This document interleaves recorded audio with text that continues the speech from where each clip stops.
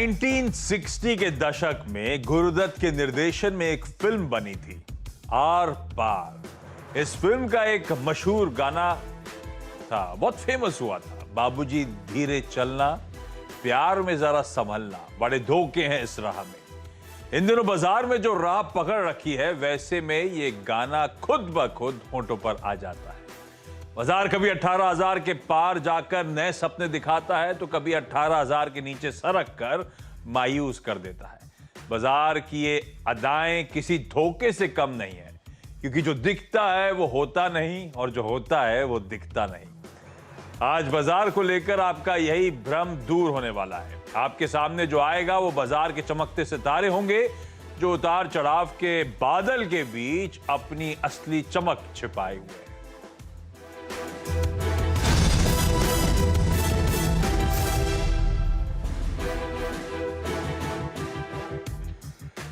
तो भाई एक तो प्रोड्यूसर साहब जज्बाती हो गए थे। आज के लीडर ने आपने सुना होगा, गाने कहावतें सब इंक्लूड कर दी उन्होंने।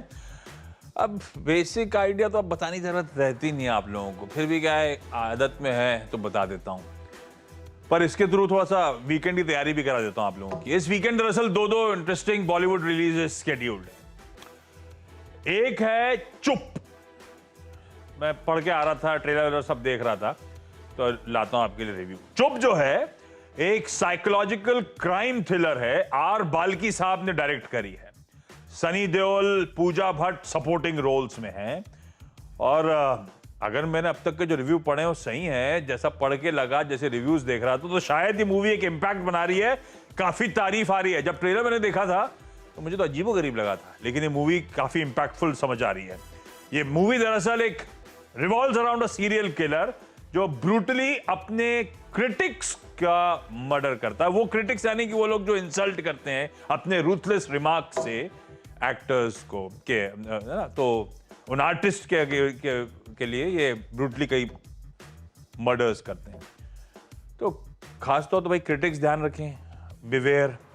इस मूवी का पूरा नाम जो है ना, वो टैगलाइन समझ में आ जाएगा, चुप, रिवेंज ऑफ द आर्टिस्ट। और कहा है बड़ा अच्छा शायद ये मूवी बनाई गई है। दूसरी मूवी जो है वो है धोखा, और आर माधवन साहब है इस मूवी में। तो आर माधवन तो खैर गजब एक्टर हैं, और अब तक के जो रिव्यू आए काफी तारीफ उनकी आनी शुरू हो चुकी है। ये एक मैरिड कपल का प्लॉट है जिसके अराउंड में ये रिवॉल्व कर रही है मूवी। और जो ट्रेलर से समझ में आया था कि एक टेररिस्ट आ जाता है, इनके फ्लैट पे पनाह लेता है, वाइफ इनकी घर पे होती है, ये बाहर ऑफिस में होते हैं, and the story goes on. पर कहा जा रहा है थ्रिलर लवर्स के लिए बहुत बढ़िया ट्रीट है ये मूवी। अच्छी रेटिंग इसकी भी सामने आ रही है। तो ये दो इंटरेस्टिंग मूवीज थी, और ये बताने की जरूरत है नहीं हम लोगों ने क्या चुन लिया है, वो स्क्रीन्स पे सुबह से चल ही रहा है, आपने देखा ही होगा। मैं आता हूं करने के हवाले उस पे। पहले आज के जो गेस्ट्स हैं, जो मेहमान हैं, उनको इंट्रोड्यूस कर देता हूं। मार्केट एक्सपर्ट अमरीश बलिगा साहब आपको आपकी स्क्रीन पे नजर आएंगे। शेर खान के होता साहब, मोतीलाल ओसवाल के सिद्धार्थ खेमका, आप सबका स्वागत है। ये जो स्क्रीन पे होता साहब है, ये हैं, प्रोड्यूसर साहब ने लीड में लिखा था, जो होता है वो होता नहीं, ये होता वही होता है जो हमें चाहिए थे। ये है स्टूडियो में इस समय मौजूद। बढ़िया सी स्टॉक पिकिंग होनी है, अब करने का वाला हूं, ये समझा देता हूं। तो धोखा बेसिकली इसीलिए धोखा देख के क्लिक हुआ कि मार्केट्स में गजब का मोमेंटम, गजब का उछाल, बढ़िया तेजी, और किसिंग डिस्टेंस दूर है कहने के लिए हम टेक्निकली अपने रिकॉर्ड उच्चतम स्तरों से। कहां 15,200, कहां 18,000 के प्लस, और अभी भी ईयर हाई से निफ्टी महज 4-5% के आसपास की दूरी पर है, इस करेक्शन के बावजूद थोड़ा बहुत जो आया है स्क्रीन पे। तो बढ़िया मोमेंटम, सरप्राइजिंग अप मूव, अच्छी जर्नी पिछले 4-6 हफ्तों में भारतीय बाजारों ने दिखाई है। पर इस दौरान जब निफ्टी इस तरह का मोमेंटम दिखा रहा था, ज्यादातर लार्ज कैप अच्छा मोमेंटम दिखा रहे थे, कुछ स्टॉक जाने माने अच्छी पेडिग्री के पिछड़ते हुए नजर आए, है ना। कई सारे स्टॉक्स अपने हाई से कहीं ऑफ ट्रेड करते हुए, दबाव के साथ ट्रेड करते हुए नजर आ रहे हैं। तो आज इस नाम के थ्रू कोशिश करी कि हमेशा तो बात होती है वो स्टॉक सबके रडार पे हैं, बहुत तेजी हो रही है, उसमें हम भी कूद जाते हैं जो एक्सपर्ट्स को पसंद आते हैं। तो आज धोखा के थ्रू उन स्टॉक्स पे उतरा हूं मैं जो रैंक अंडर परफॉर्मर्स बने हुए हैं एटलीस्ट इस रैली के। तो वो धोखा है मेरे लिए। और इसके नीचे प्रोड्यूसर साहब ने लिख दिया अब मारे चौखा, तो तो बेसिक आइडिया ये था कि वो धोखे वाले स्टॉक्स हाईलाइट करूं, इस बेहतरीन एक्सपर्ट पैनल से जानने की कोशिश करूं कहां पे दरअसल खरीदारी करने के मौके हैं।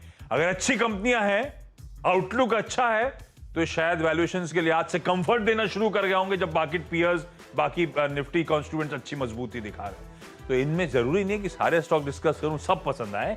जो पसंद आएंगे वो बेहतरीन मौके बन जाएंगे मेरे लिए, वो चौका मारने का तरीका हो जाएगा, खरीदारी करने के मौके होंगे।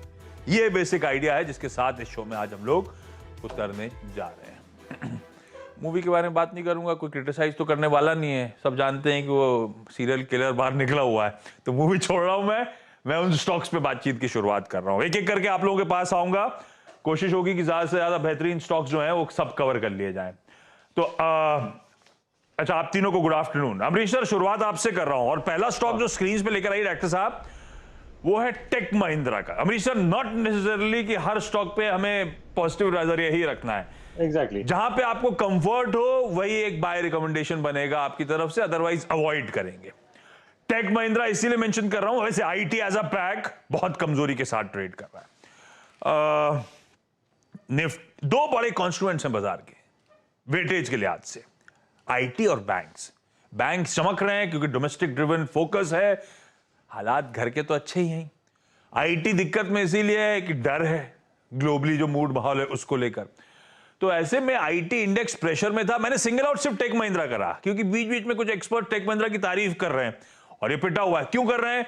शायद वो टेलीकॉम, 5G तड़के होंगे अलग अलग, पर ये सारे के सारे स्टॉक्स ईयर लोस पे, अभी भी कोई रिकवरी के संकेत नहीं, आए दिन पिटाई हो रही है, आए दिन कंसर्न्स माउंट हो रहे हैं, पर कहीं ना कहीं कोई ना कोई लॉन्ग टर्म के लिहाज से तो अट्रैक्टिव होगा।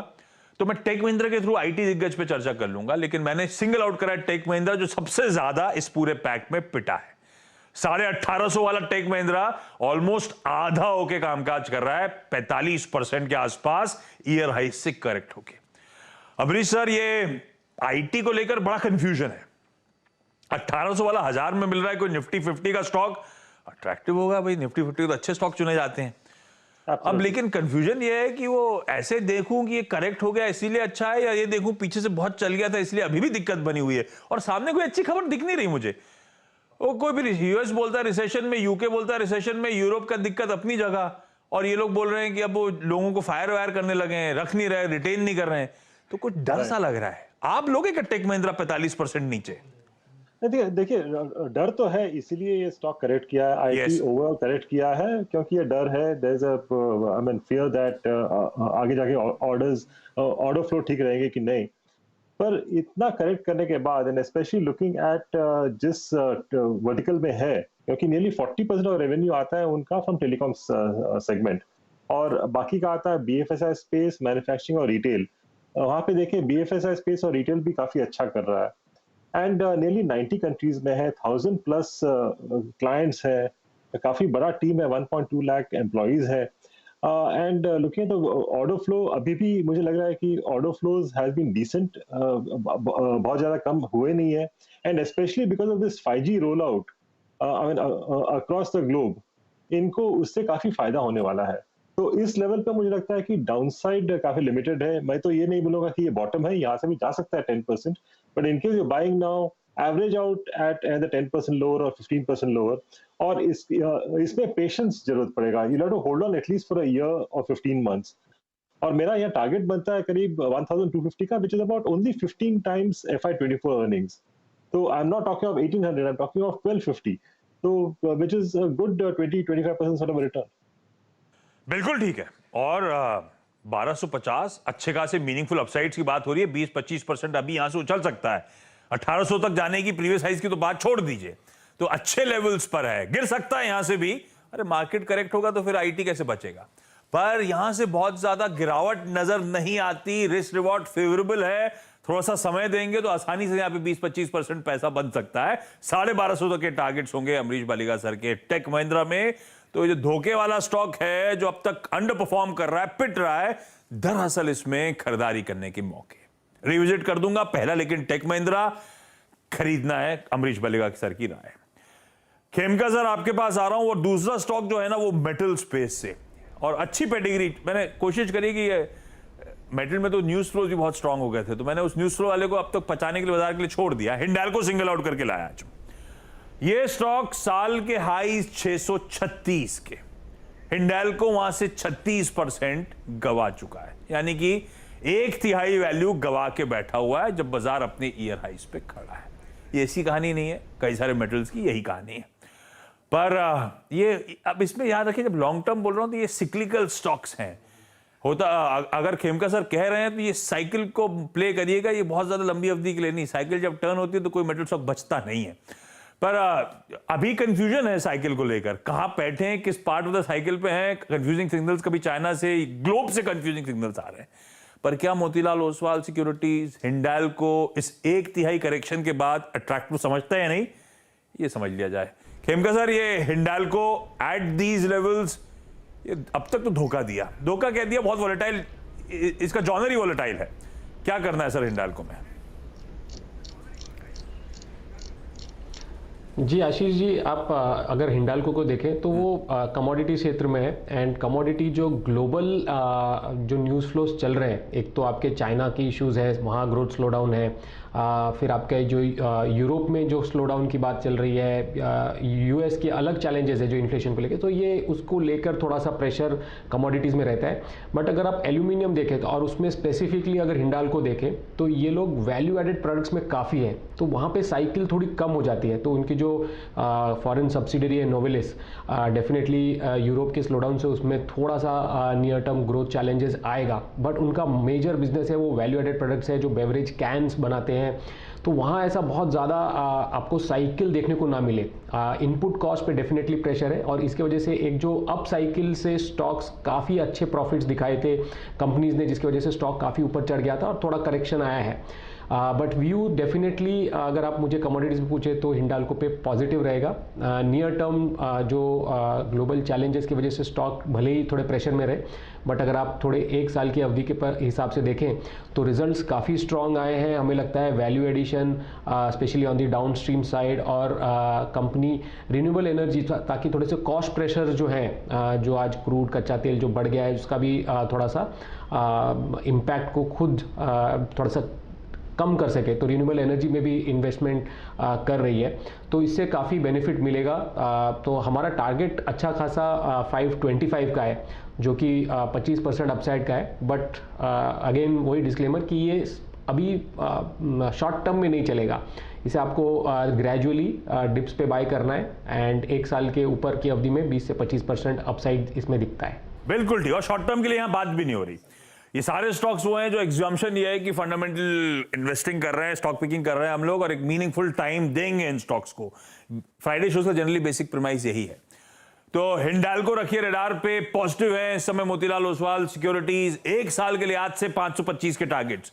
भाई ये स्टॉक खड़ा है 400 पे, 525 यानी कि अच्छे खाप से 20-30% के आसपास के अपसाइड, 25% के अपसाइड खेमका साहब और उनकी टीम को नजर आते हैं। शॉर्ट टर्म के लिए नहीं, एक साल प्लस का अगर होराइजन है, इन लेवल्स पे हिंडाल्को एक्यूमुलेट कर सकते हैं। एक्यूमुलेट इसलिए कह रहा हूं, और करेक्शन आएगा और नीचे आया तो और शायद बेहतर मौके हो जाएंगे आपके लिए, तो एक्यूमुलेट करने के मौके ढूंढेगा एक और धोखे वाला ये स्टॉक होता। सर एक और स्टॉक था, वो बीच में नैरेटिव ऐसा था कि हेल्थ केयर पे दाव लगाना है तो हॉस्पिटल से अच्छा है डायग्नोस्टिक कंपनीज, और वो पूरा पैसा चैनलाइज भी हेल्थ केयर में वो डायग्नोस्टिक की तरफ हो रहा था।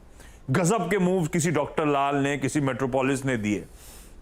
ये मैं सिर्फ डॉक्टर लाल क्योंकि सेक्टर लीडर है उसके साथ चलता हूं, क्योंकि सब एक्सपर्ट को फंडामेंटली ज्यादा पसंद हमेशा से डॉक्टर लाल आया था। तो डॉक्टर लाल पैथलैब स्क्रीन्स पर आएगा आपके, साल के हाई से ऑलमोस्ट 40% नॉक्ड ऑफ, 4000 रुपए प्लस के साल के हाईज हुआ करते थे, और 30% वहां से नीचे कामकाज करता हुआ।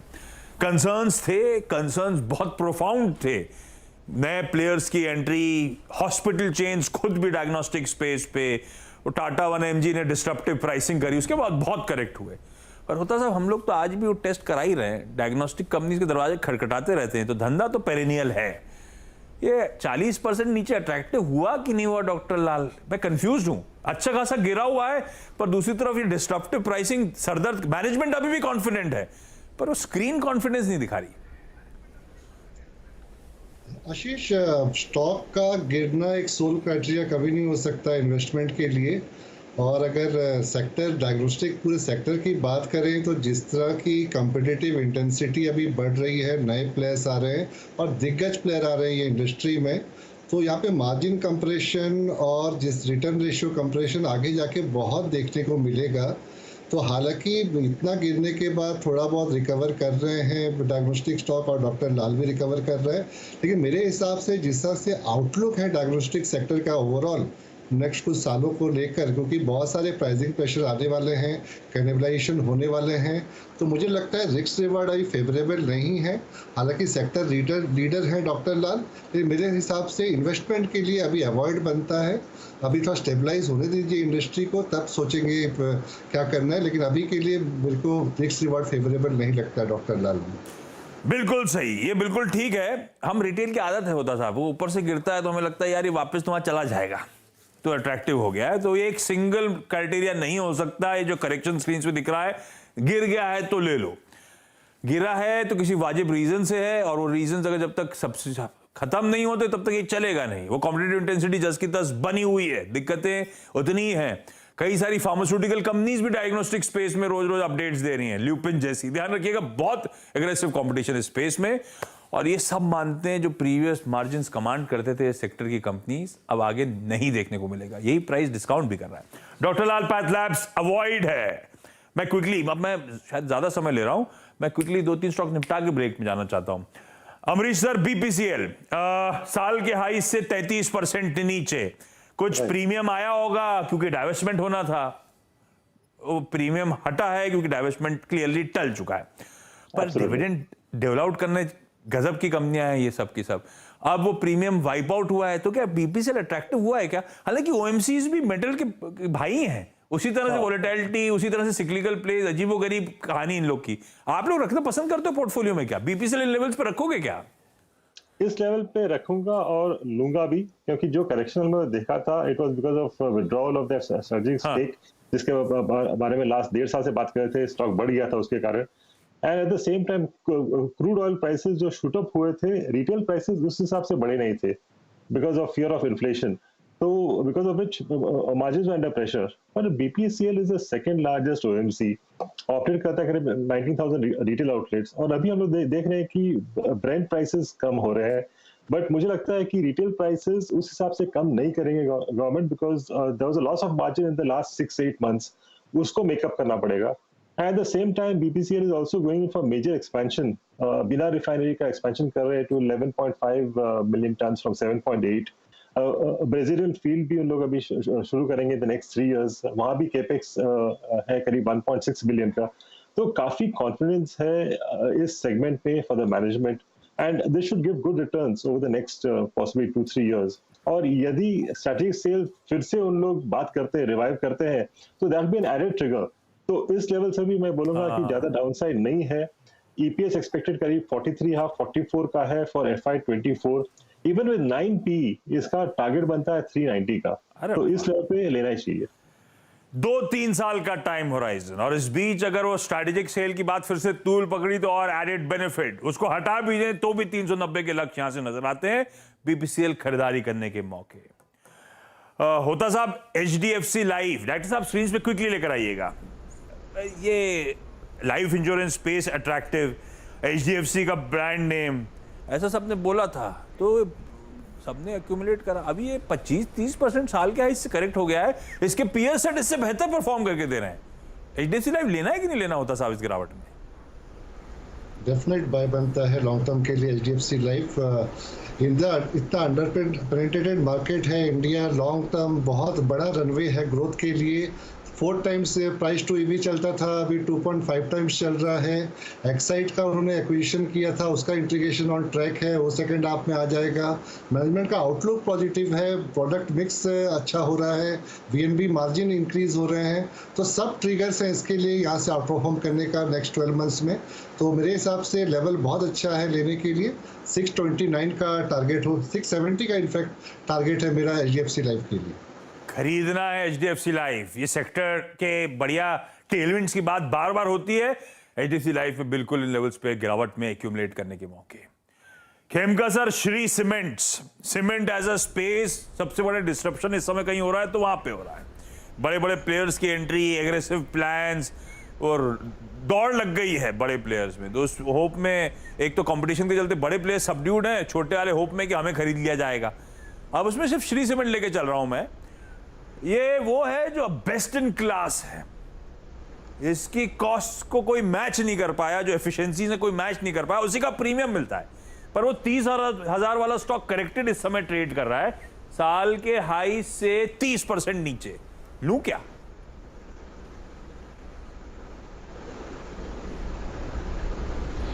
आशीष जी, सीमेंट स्पेस में काफ़ी प्रेशर देखने को मिला है हाल में।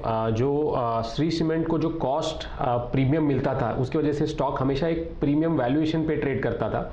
बट अगर आप देखें तो जो रॉ मटेरियल इनपुट्स है, लॉजिस्टिक्स कॉस्ट है, ये काफ़ी बढ़ गए, तो मार्जिन्स पे काफ़ी इम्पैक्ट आएगा।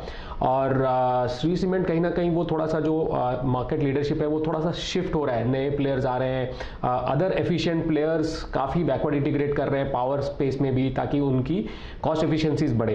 तो ओवरऑल जो अगर आप देखें तो ग्रोथ, जो वॉल्यूम ग्रोथ श्री सीमेंट का है वो भी काफ़ी इंडस्ट्री से लो था। और इस साल में हमें लगता है कि बिकॉज ऑफ जो मार्जिन प्रेशर और एक डिप्रिशिएशन की वजह से नंबर्स में काफ़ी गिरावट होगी FY23।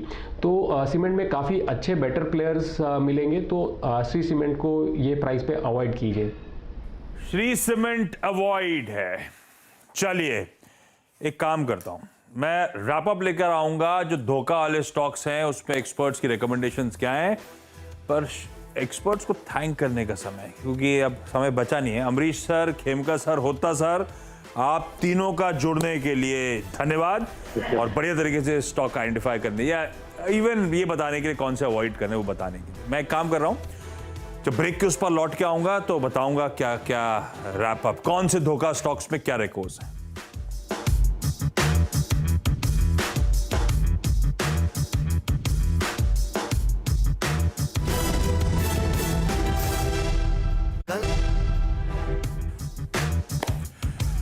ब्रेक के बाद आपका स्वागत है। आज की थीम थी धोखा, अब मारें चौका। तो वो स्टॉक्स जो दरअसल अच्छे बाजार में सबड्यूड कामकाज करते रहे, क्या उनमें खरीदारी करने के मौके हैं? जो 6 स्टॉक डिस्कस हुए थे उनमें से ये 4 हैं जो एक्सपर्ट्स मानते हैं दरअसल आप चाहें तो इन लेवल्स पे एक्यूमुलेट कर सकते हैं। वो है टेक महिंद्रा, हिंडाल्को, बीपीसीएल और एचडीएफसी लाइफ। देश के तमाम जाने माने फंडल एक्सपर्ट्स की बातचीत से निकल के आए, इनके लिए थम्स अप। ज्यादा गिरावट नहीं, पॉसिबिलिटी है कि यहां से ये बेहतर रिटर्न्स डिलीवर करके देंगे। पर डॉक्टर लाल पैथलैब्स, कोई श्री सीमेंट गिरावट में है, दबाव में है, ऑफ हाई स्ट्रेट कर रहे हैं, पर ये अट्रैक्टिव नहीं हुए। इनकी कंसर्न्स जस की तस बनी हुई है, इनसे दूर। लेकिन ये था आज का वो स्पेशल शो।